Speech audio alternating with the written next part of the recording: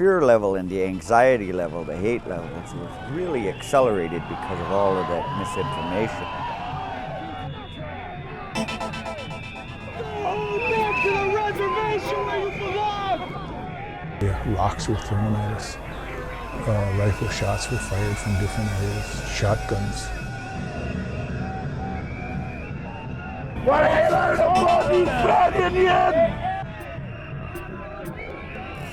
And they were really angry. So when they're really angry, you don't know what they're apt to do. And you had this explosive atmosphere. You throw in racial animus, and you have this perfect storm that just Wisconsin turned into something that it really, hopefully, wasn't.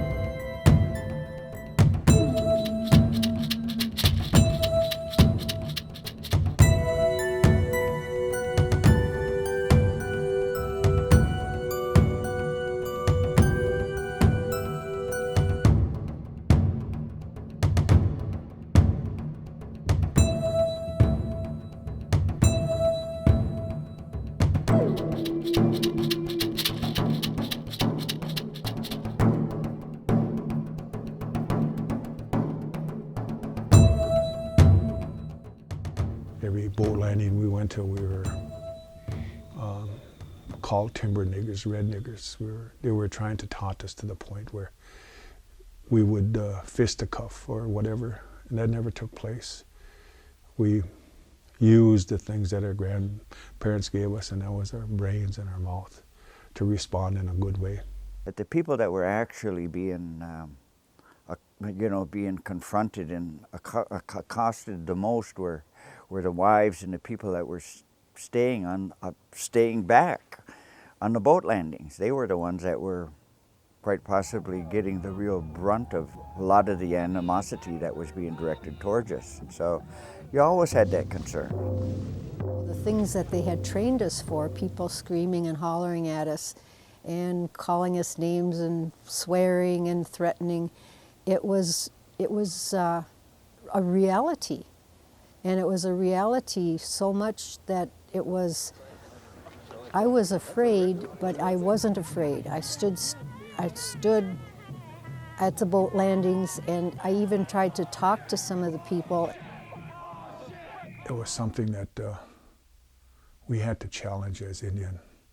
As Ogichida, as we were told, we had people, spiritual leaders come from Canada and talk to us. We had sweats. We had all these. I believe we had all our powerful people, in our corners, and maybe that was something that that was to be. That we had to do that. No one had ever heard about treaty rights. The media were totally clueless. Everyone was scrambling to read the treaties and figure out what they meant. The initial wire services got it wrong. The headlines read, "Court gives unlimited fishing rights to Indians." There's a huge difference between giving rights and affirming rights. These were not unlimited rights. The court was heavily regulating the harvest. And it was the Ojibwe that reserved these treaties, not all Indians in Wisconsin. So it's really not surprising that the public was really confused. The case had been totally forgotten about by the Department of Natural Resources. The initial decision had taken place over 10 years before, so the agency wasn't familiar with it. And I would say virtually no citizens in the state even knew that this question was before the federal court. So it would hit, as I tell people, it was like a train hitting a wall when we have this decision which had such a significant impact on northern Wisconsin.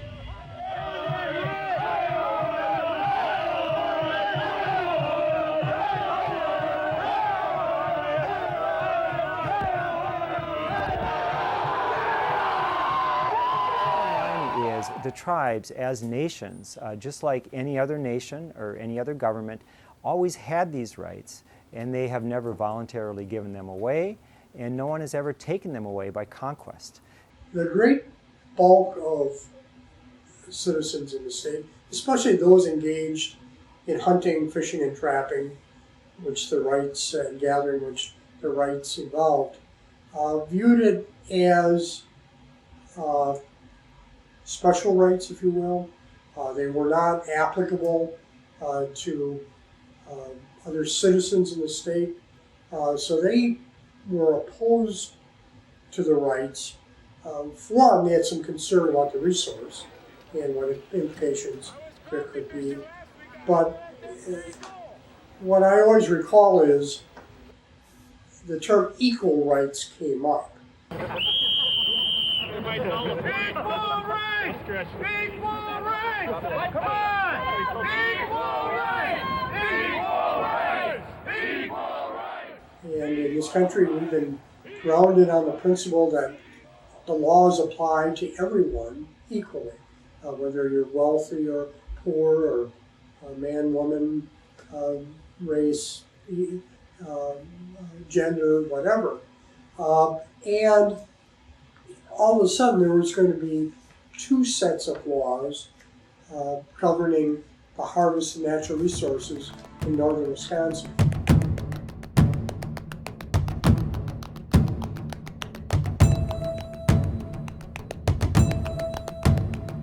When the Ojibwe signed these 3 treaties, they reserved the right to hunt, fish, and gather on the land they were forced to give up.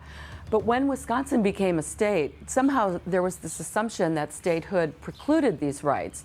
And so when tribal members attempted to sustain themselves and their families by harvesting off-reservation, they were arrested. Their guns were confiscated and they were thrown into jail.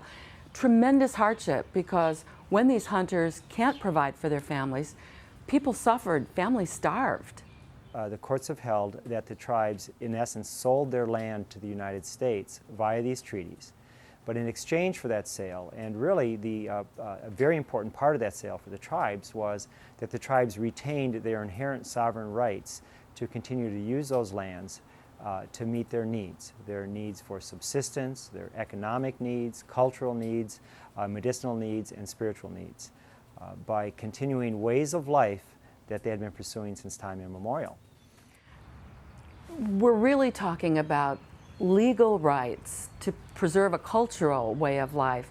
But what happened on the boat landings in the late 1980s and early 90s really was more than a violation of political and legal rights. It really became a matter of civil rights. Shots were fired, there were blockages of exercising the rights on the boat landings. There were individuals out on the water trying to swamp the boats of people exercising. So in fact, it did become a civil rights violation. And in fact, ultimately, the federal courts did enjoin some of those activities, which were adjudicated on the federal courts as being civil rights violations. Equality! Come on, legislators, let's see you do something about this injustice.